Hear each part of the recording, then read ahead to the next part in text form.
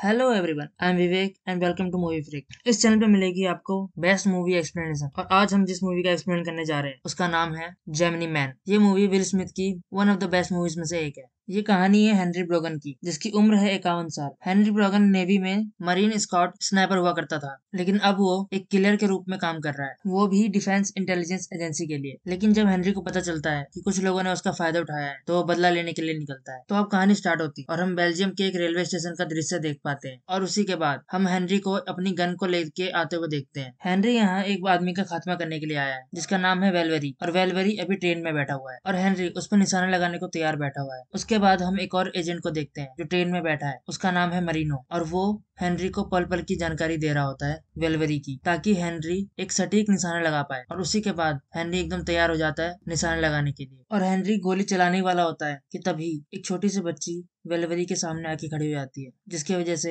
Henry गोली नहीं चला पाता, उसे रुकना पड़ता है। फिर उस बच्ची की माँ आती है और अपनी बच्ची को अपने साथ ले जाती है, लेकिन उस बच्ची की वजह से थोड़ा डिले हो गया है और ट्रेन टनल के अंदर जाने ही वाली है। पता नहीं कैसे अब हेनरी उस वेलवेरी को मार पाएगा। तभी ट्रेन टनल में घुसने लग जाती है। बिल्कुल थोड़ा सा टाइम बचता है, उसी टाइम में हेनरी अपना शॉट ले लेता है, पर हेनरी को भी पता नहीं चलता कि वेलवेरी को गोली लगी है कि नहीं। फिर हमें पता चलता है कि हेनरी का निशाना एकदम सटीक लगा था। हेनरी की गोली सीधा जाके वेलवेरी की गर्दन में लगती है, जिससे उसकी वहीं मौत हो जाती है। ये सब कुछ हेनरी को मरीनो बताता है और उसे वो वीडियो भी दिखाता है, लेकिन वो वीडियो देख के हेनरी डिस्टर्ब हो जाता है और हेनरी मरीनो से कहता है कि इस वीडियो को दोबारा किसी को मत दिखाना और इस वीडियो को अभी डिलीट कर दो। इतना कहने के बाद हेनरी वहां से चला जाता है, लेकिन अब हेनरी इन सब चीजों से संन्यास लेना चाहता है, क्योंकि ये सब भयानक हादसे उसे रात रात भर सोने नहीं देते और अब से वो किसी का भी कत्ल नहीं करना चाहता। इसलिए वो मिलता है डेल पीटरसन से और उसे बताता है कि अगर मुझसे थोड़ी सी भी गलती होती तो वहाँ उस छोटी सी बच्ची की जान चली जाती और मैं किसी मासूम की जान नहीं लेना चाहता। अब तक मैंने जिसको भी मारा है वो सभी अपराधी थे और समाज के दुश्मन थे, पर मैंने आज तक किसी मासूम को नहीं मारा है। पर इस बार मैं एक मासूम को मार देता, मेरी गोली जाके उस मासूम बच्ची को लग जाती और उस बच्चे की जान चली जाती। इसलिए मैं अब ये काम छोड़ रहा हूँ, मुझसे ये काम और नहीं हो पाएगा। और पीटरसन भी उसकी बात मान लेता है और फिर समय ऐसे ही बीतता चला जाता है। तभी हम डैनी नाम की एक लड़की को देखते हैं, जिससे हेनरी एक बोट किराए पे लेता है और उस बोट को लेके समुद्र के बीचों बीच चला जाता है अपने दोस्त से मिलने, जिसका नाम है जैक। फिर जब हेनरी की जैक से बात हो रही होती है, तब जैक बताता है कि तुमने जिस आदमी को मारा है वो एक बेगुनाह था, उसने कुछ भी गलत नहीं किया, वो सिर्फ एक साइंटिस्ट था और तुम्हें जो उसके बारे में फाइल दी गई थी उसमें सब कुछ गलत लिखा हुआ था। ये सब बातें सुन के हेनरी टूटने लग जाता है और फिर हेनरी जैक से पूछता है कि तुम्हें ये सब बातें कैसे पता चली, जिसपे हेनरी बोलता है मेरे खबरी से, जिसका नाम है यूरी। फिर हेनरी बोलता है कि मैं यूरी से मिलना चाहता हूँ, जल्द ही मेरी मीटिंग कराओ यूरी के साथ। तभी हम एजेंसी के लोगों को देखते हैं और हमें पता चलता है कि ये लोग हेनरी और उसके दोस्त की बातें सुन रहे हैं और यहीं पे हम इनके लीडर क्ले को देखते हैं। क्ले काफी परेशान हो जाता है और कहता है कि हेनरी हमारे लिए बहुत बड़ी मुसीबत बन सकता है, हमें जल्द से जल्द हेनरी को खत्म करवाना पड़ेगा। इतना कहने के बाद वो कहता है कि अपना बेस्ट स्नाइपर भेजो जो उसका काम तमाम कर दे। फिर हेनरी वहां से अपनी बोट लेके निकलता है। बोट चलाते वक्त उसको लगता है कि बोट में जरूर कुछ है। फिर जब हेनरी चेक करता है तो उसको बोट में एक वायर माइक मिलता है और वो समझ जाता है कोई हमारी सारी बातें सुन रहा था। उसके बाद वो डैनी के पास जाता है, जिससे हेनरी ने ये बोट ली थी, और उससे पूछता है कि मेरी बोट में ये माइक क्या कर रहा था। फिर हेनरी उस पर गुस्सा करता है और बोलता है कि जरूर तुम भी डिफेंस के साथ मिली हुई हो। ये सुनकर डैनी बोलती है नहीं, और वो एक के बाद एक तर्क देने लग जाती है, जिसे सुनकर हेनरी को भी लगता है कि हाँ, डैनी डिफेंस से नहीं मिली है। और सॉरी बोलने के लिए हेनरी उसे डिनर पर बुलाता है। शाम को जब ये दोनों डिनर पर मिलते हैं तो हेनरी डैनी से बोलता है कि मैंने पता लगा लिया कि तुम डिफेंस के लिए काम करती हो, और हेनरी डैनी को उसका आईडी कार्ड भी दिखाता है, जिससे डैनी बहुत इंप्रेस हो जाती है और कहती है कि मैं तो सिर्फ अपना काम कर रही थी। इसीलिए दोनों फिर अलग हो जाते हैं और हेनरी डैनी से बोलता है कि उम्मीद है कि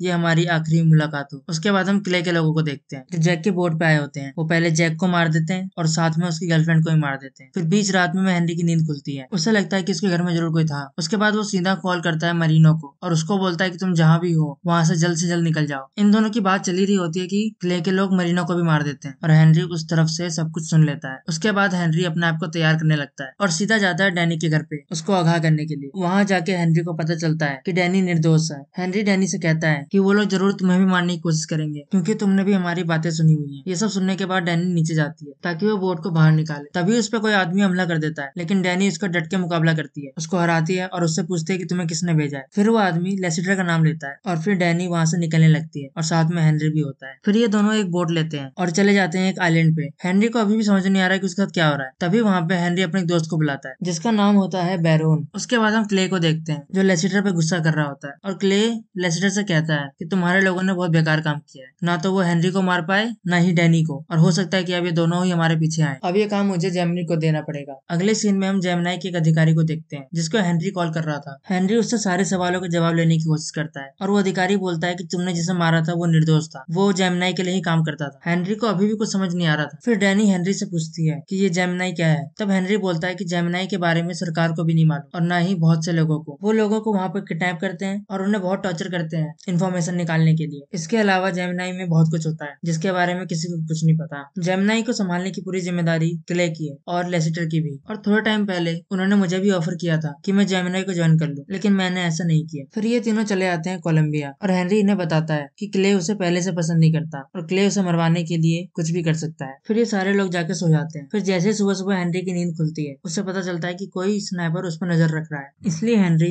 घर से बाहर निकल जाता है ताकि वह स्नाइपर डैनी और बेरॉन को चोट ना पहुंचा सके। और ऐसे ही हेनरी दूर तक चलने लगता है ताकि उस स्नाइपर की नजर डैनी और बेरॉन पे ना पड़े। तभी एक जगह कवर में जाके हेनरी अपनी गन निकालता है और ढूंढने लगता है उस स्नाइपर को। फिर जैसे ही हेनरी की नजर उस स्नाइपर पर पड़ती है हेनरी चौंक जाता है क्योंकि उस स्नाइपर की शक्ल एकदम हेनरी से मिल रही होती है और इस स्नाइपर का नाम होता है जूनियर। हेनरी ने आज से पहले जूनियर को कभी नहीं देखा होता है, लेकिन हेनरी जूनियर को देख के बहुत चौंक जाता है क्योंकि जूनियर बिल्कुल उसके जैसा दिखता है, पर जूनियर की उम्र हेनरी से बहुत ज्यादा कम है। और अब देखते ही देखते ये दोनों एक दूसरे पे गोलियां चलाना शुरू कर देते हैं। हेनरी एक गोली चलाता है तो जूनियर दो चला देता है। जूनियर को हेनरी की सारे मूव्स के बारे में पता है और हेनरी ये सब देख के परेशान हो रहा है। जूनियर हेनरी के सारे मूव्स के बारे में जानता है, इसीलिए जूनियर हेनरी से बेटर है और इनके बीच इसी तरह गोलियां चलती रहती हैं। पर एक वक्त के बाद हेनरी वहां से भागने लगता है। हेनरी एक बाइक उठाता है और वहां से भागना शुरू करता है। उसके बाद जूनियर भी एक बाइक लेके हेनरी के पीछे पड़ जाता है और ये दोनों बाइक पे ही लड़ने लगते हैं। कभी हेनरी जूनियर को मारता है, कभी जूनियर हेनरी को मारता है और ये दोनों रास्ते में ऐसे लड़ते रहते हैं। लेकिन तभी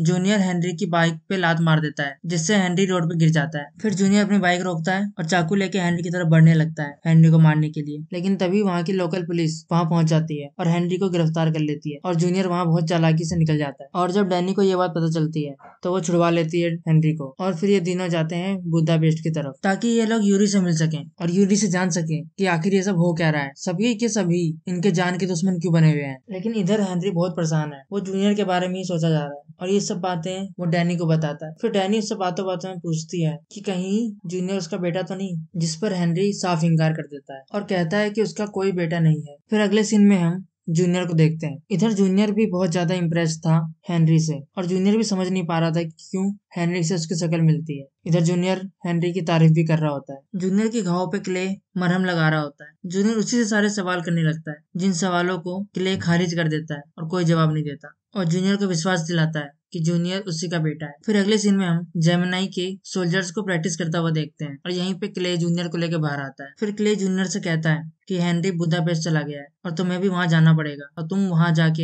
हेनरी का खात्मा कर दोगे। फिर अगले सीन में हम बुदापेस्ट का सीन देखते हैं जहाँ पे डैनी अपनी एक फ्रेंड से मिलने जाती है जिसका नाम निको है। डैनी उसको जूनियर का डीएनए देती है और उससे सारी जानकारी निकालने को कहती है। डैनी निको को हेनरी का डीएनए भी देती है। फिर जब रिजल्ट्स आ जाते हैं उन रिजल्ट्स को लेके डैनी हेनरी और बेरॉन के पास जाती है। फिर डैनी हेनरी को बताती है कि जूनियर तुम्हारे डीएनए से बना है और जूनियर तुम्हारा ही क्लोन है। ये बात सुनकर हेनरी आश्चर्यचकित रह जाता है। हेनरी सीधा जाता है यूरी के पास और यूरी उसको बताता है कि तुमने जिस साइंटिस्ट को मारा था वो जेमिनी के लिए ही काम करता है और उसने ही सारे क्लोन्स बनाए थे और उनके पास तुम्हारा डीएनए भी था, इसलिए उन्होंने तुम्हारा क्लोन नहीं बनाया और वो भविष्य में तुम्हारे और भी क्लोन बना सकते हैं। जब डॉक्टर को एहसास हुआ कि वो गलत कर रहा है उसने ये बात बाहर बताने की कोशिश करी। ये बात एजेंसी को पता चलने के बाद क्ले ने तुम्हारा फायदा उठाया और तुम्हारे हाथों से उस डॉक्टर को मरवा दिया। क्ले क्लोन्स की आर्मी बनाना चाहता है जो सिर्फ उसी की सुने और वो उसके कहने पे कुछ भी कर दे। क्ले ने तो हद ही कर दी जब उसने डॉक्टर से बोला कि इन क्लोन्स को ऐसा बनाओ कि इन्हें दर्द ही महसूस ना हो और दिमाग से ये लोग एकदम जानवर बन जाए। ये सब सुनकर डॉक्टर डर जाता है और यह वही वक्त था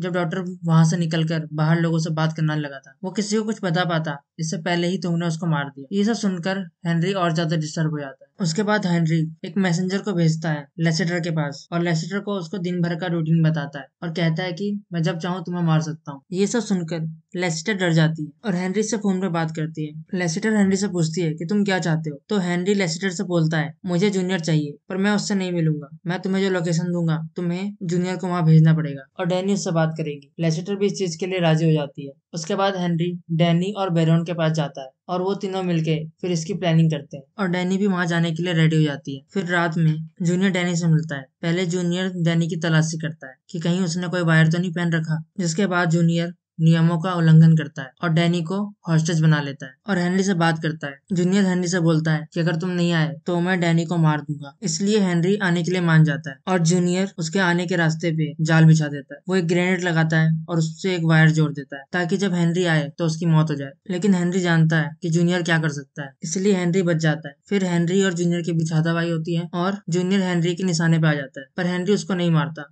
उसको कहता है कि मैं तुम्हें मारना नहीं चाहता, पर तुम मुझे मजबूर करोगे तो मुझे तुम्हें मारना पड़ेगा। ये सब कहने के बाद हेनरी जूनियर को सब कुछ बताने लगता है कि क्ले एक जानवर है और वो तुम्हें भी एक जानवर बनाना चाहता है। मैं जानता हूँ कि तुम किसी को मारना नहीं चाहते, लेकिन क्ले तुम्हारे हाथों मासूमों की जान लेना चाहता है और मैं कहीं ना कहीं जानता हूँ कि तुम ऐसा नहीं करना चाहते। पर जूनियर को हेनरी की किसी बात पे विश्वास नहीं हो रहा होता। फिर हेनरी बोलता है कि मुझे लगता है तुम्हें सारा सच बताना ही पड़ेगा। आज से 25 साल पहले क्ले ने मेरा ब्लड लिया था क्योंकि वो जानता था कि मैं एक दिन बूढ़ा हो जाऊंगा और मैं स्लो हो जाऊंगा, मेरी फुर्ती भी कम हो जाएगी, इसलिए उसने तुम्हें बनाया मेरे ब्लड से और तुम मेरे बेटे की तरह हो। ये सब सुनकर जूनियर को भी शक होने लगता है, लेकिन वो इन सब बातों पर विश्वास नहीं करना चाहता, इसलिए वो दोबारा हेनरी से लड़ने लग जाता है। इन दोनों की हाथापाई होती है, लेकिन हेनरी इसको जान से नहीं मारता और जूनियर वहां से बच के भाग जाता है और ये तीनों भी वहां से निकल जाते हैं। उसके बाद जूनियर जाता है जेमिनी के हेडक्वार्टर्स पे और वहां मिलता है क्ले से। जूनियर क्ले से बोलता है कि मुझे सारी की सारी सच्चाई जाननी है, वो भी इसी वक्त। फिर क्ले उसको सारा सच बताता है। वो कहता है कि ये सब बातें सच हैं, पर तुम मेरे बेटे हो, मैंने तुम्हें अपने बेटे की तरह पाला है। मैंने ये सब बातें तुमसे इसलिए छिपाई ताकि तुम स्ट्रांग बन सको और ये सब बातें तुम्हें परेशान ना कर सके। इसके बाद क्ले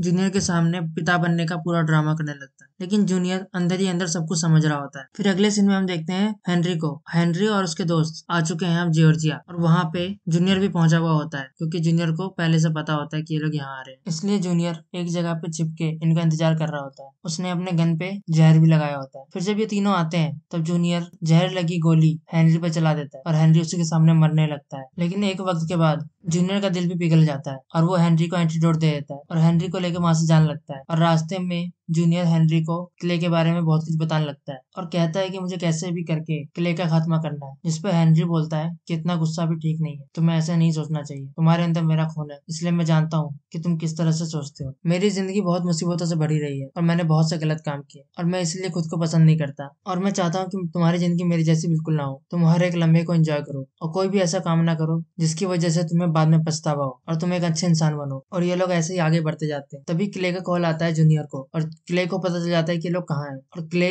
इन पे मिसाइल छोड़ देता है और एन मौके पे ये लोग गाड़ी से बाहर कूद जाते हैं, लेकिन फिर भी बेरोन की मौत हो जाती है। तभी एजेंसी के लोग इन पे अंधाधुंध गोलियां चलाने लग जाते हैं। उसी टाइम हम एक मास्क वाले आदमी को देखते हैं जो इन पे अंधाधुंध गोलियां चला रहा था। हेनरी भी इस मास्क वाले आदमी को देख लेता है और उसके बाद हेनरी और डैनी अपने आप को तैयार करते हैं। उसके बाद ये एक एक करके एजेंसी के लोगों को मारना शुरू कर देते हैं, पर एजेंसी के लोग बहुत ज्यादा नंबर में आए होते हैं। क्ले अपनी पूरी आर्मी को लेके आया होता है। ये लोग एक एक करके आदमियों को मार रहे हैं, लेकिन फिर भी लोगों का आना कम नहीं होता। लड़ाई ऐसी चलती रहती है। तभी एक गोली आके लग जाती है डैनी को और फिर हेनरी डैनी को लेके कवर में चला जाता है। उसके बाद हेनरी डैनी का उपचार करता है और उधर दूसरी तरफ जूनियर चला जाता है क्ले के पास। उस पर गन पॉइंट करता है और उसको बोलता है कि ये गोलीबारी रोको, इससे तुम्हें कुछ नहीं मिलने वाला। लेकिन क्ले जूनियर को कहता है कि तुम्हें अभी जाके हेनरी को मारना पड़ेगा, जिसके लिए जूनियर साफ साफ मना कर देता है। उसके बाद क्ले और जूनियर के बीच में हाथापाई शुरू हो जाती है और जूनियर क्ले को बेहोश कर देता है। उसके बाद जूनियर वहां चला जाता है जहाँ पे हेनरी और डैनी है और जूनियर फिर एक एक करके एजेंसी के लोगों को मारना शुरू कर देता है। लेकिन तभी